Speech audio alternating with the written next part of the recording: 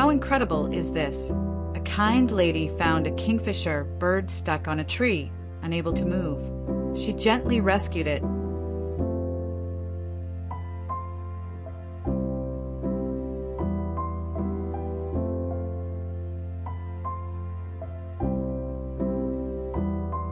Took it home, washed it, and fed it with care.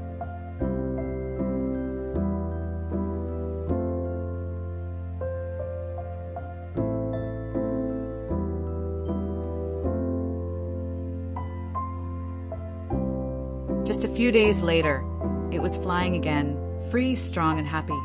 For more heartwarming stories like this, don't forget to like and subscribe. Comment below and tell us how this story made you feel. Sometimes a little kindness is all it takes to give life back its wings.